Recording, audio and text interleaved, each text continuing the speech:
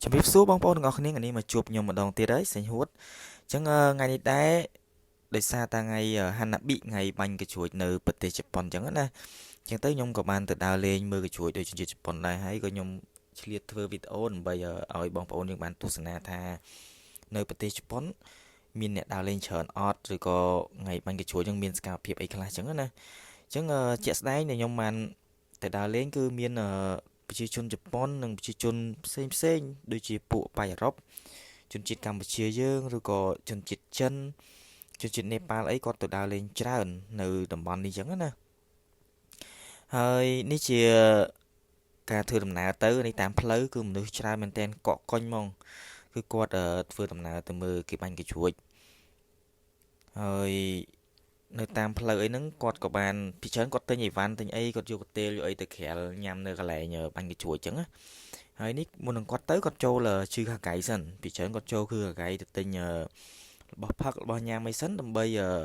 គាត់ត្រៀមទៅមើលគេបាញ់កញ្ជួយអញ្ចឹងពេលទៅដល់នោះគាត់ក្រាលកតេលទៅដូចយើងនៅខ្មែរអញ្ចឹងណាពេលមើលល្ខោនយើងក្រាលកតេលអីយើងអង្គុយទៅយើងញ៉ាំអីបដៅអញ្ចឹងទៅហើយពេលដែលគាត់ទិញឲ្យអស់គាត់នឹងទៅកន្លែងបាញ់កញ្ជួយកន្លែងបាញ់កញ្ជួយវាអត់នៅឆ្ងាយពីជឺហាកៃហ្នឹងហើយវានៅក្បែរហ្នឹងដែរហើយនេះជាការអាភិបដែលខ្ញុំមកដល់កន្លែងបាញ់កញ្ជួយហ្នឹងអញ្ចឹងនេះគេត្រៀមបាញ់នៅមាត់សមុទ្រហើយតកតងនឹងការបាញ់នេះដែរ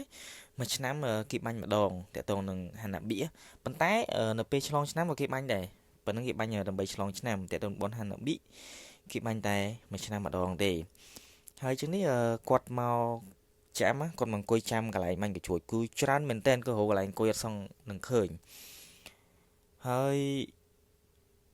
តកតងនឹង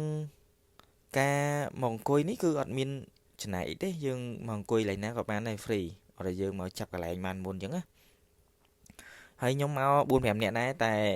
អត់មានកន្លែងអង្គុយព្រោះខ្ញុំអាំងទៅផ្ទះនៅចិត្តផ្ទះនៅចិត្តអញ្ចឹងទៅយើងមកវិញចិត្តដល់ម៉ោងមិនមកព្រោះអីគេបាញ់នៅម៉ោង7កន្លះបានគេចាប់ដើមបាញ់កញ្ជួយនឹងហើយគេបាញ់កន្លះម៉ោងអញ្ចឹងម៉ោង8ចប់តោះអញ្ចឹងយើងចាំទស្សនាការបាញ់កញ្ជួយទាំងអស់គ្នា